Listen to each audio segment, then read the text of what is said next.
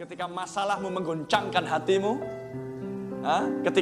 ketika penderitaan hidup, ketika badai hidup menggoncangkan hatimu dan pikiranmu, kemudian Anda undur dari iman, dari firman yang sudah Anda nikmati selama ini, sia-sialah segala hal yang sudah Anda lakukan selama ini.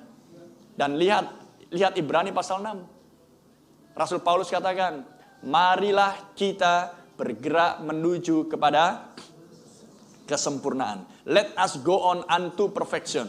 Marilah kita bergerak menuju kepada kesempurnaan.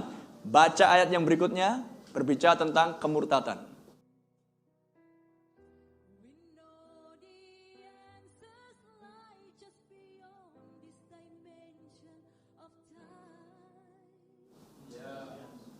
Lantas apa kaitannya? Dengan kata lain, kalau Anda tidak bertumbuh, Anda tidak bergerak untuk mengikuti tiang api bergerak, kalau Anda tidak bergerak kemana Roh Kudus bergerak, maka Anda dikategorikan murtad.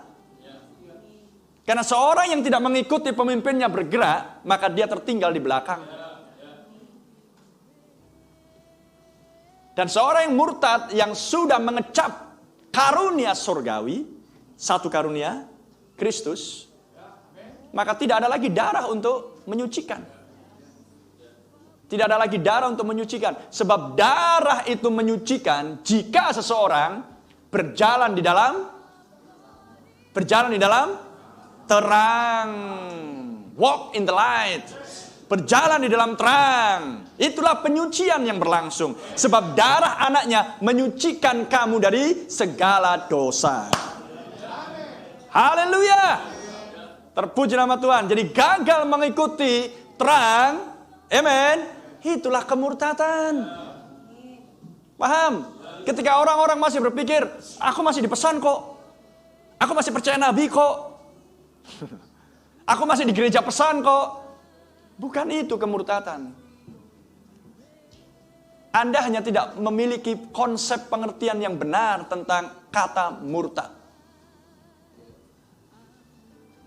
Amin. Banyak orang berpikir bahwa kalau murtad itu pindah agama, keluar dari pesan, kemudian dibilang udah murtad dia. No. Itu udah jelas kalau itu, tanpa pewahyuan pun ada jelas melihat. Tapi Alkitab memiliki konsep yang lebih detail dan lebih dalam, supaya Anda dibuat mengerti, sehingga Anda akan berjalan dengan kehati-hatian di dalam sebuah kewaspadaan yang tinggi, di dalam sebuah kesadaran. Berarti Anda tidak tidur, tapi Anda sudah dibangunkan.